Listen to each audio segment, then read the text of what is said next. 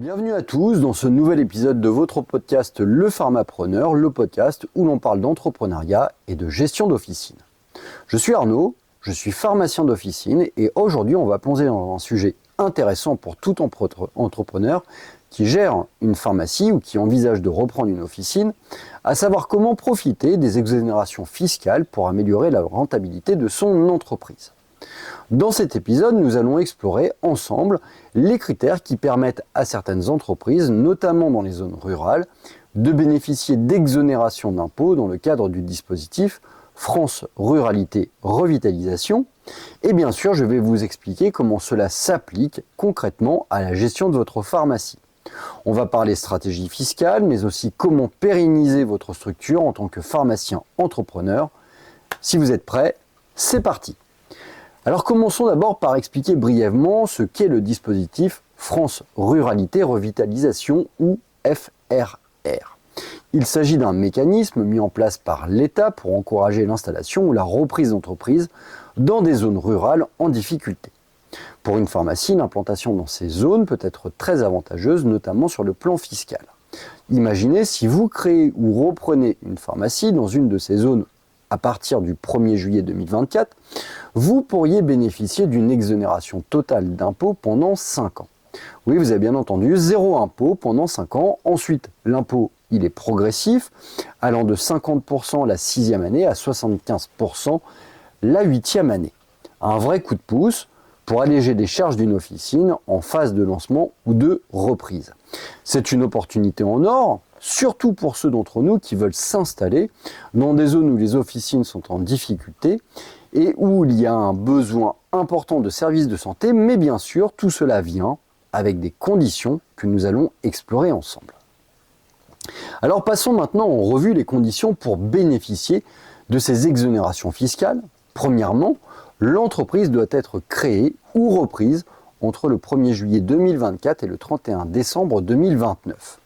Ensuite, cela s'applique uniquement aux entreprises qui effectuent une véritable reprise ou création, donc il est important que cela corresponde à une structure qui est juridiquement nouvelle. Dans le cas d'une pharmacie, cela peut signifier l'ouverture d'une nouvelle officine dans une zone ciblée ou la reprise d'une pharmacie en difficulté. C'est un élément à bien comprendre car la structure doit être clairement définie comme nouvelle pour être éligible. Cela pourrait aussi inclure des investissements dans des équipements et des ressources humaines qui vont aider à moderniser et répondre aux besoins de la population locale. L'autre critère clé est la poursuite d'une activité durable. En d'autres termes, l'État veut s'assurer que vous ne venez pas simplement profiter des avantages fiscaux sans avoir une stratégie à long terme.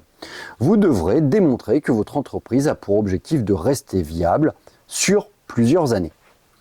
Alors, cela m'amène à un point essentiel pour les pharmaciens qui envisagent de s'implanter en zone rurale, à savoir la pérennisation.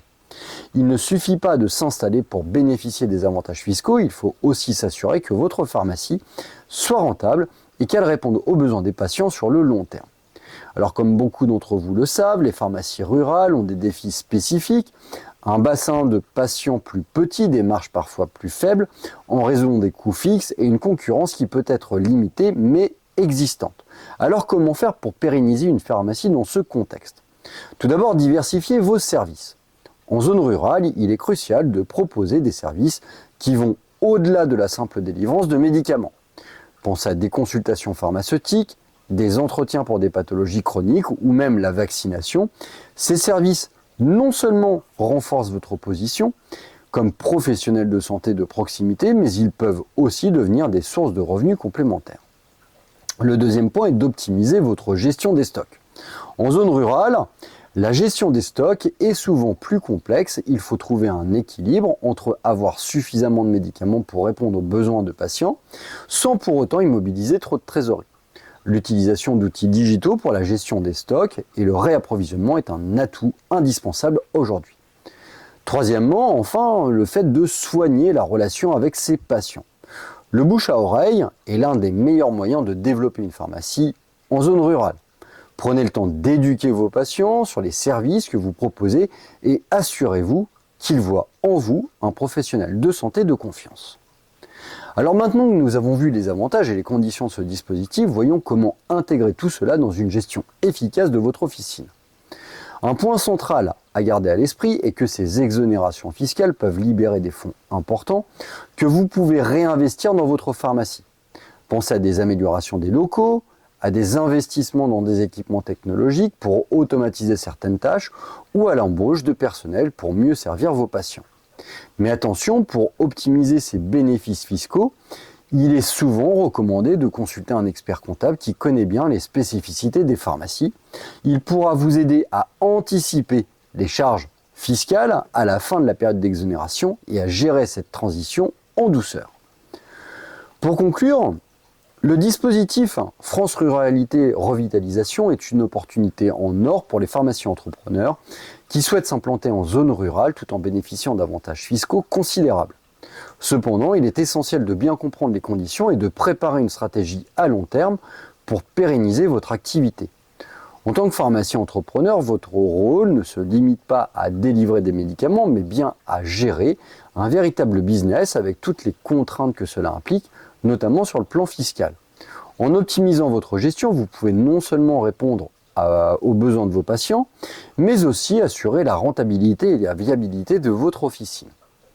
Je vous remercie d'avoir écouté cet épisode du podcast Le Pharmapreneur. Si vous avez aimé, n'hésitez pas à vous abonner à cette chaîne et à partager ce contenu avec vos collègues et avec d'autres entrepreneurs. Je vous dis à très bientôt pour un nouvel épisode où nous continuerons à explorer ensemble les multiples facettes de l'entrepreneuriat officinal. À très bientôt.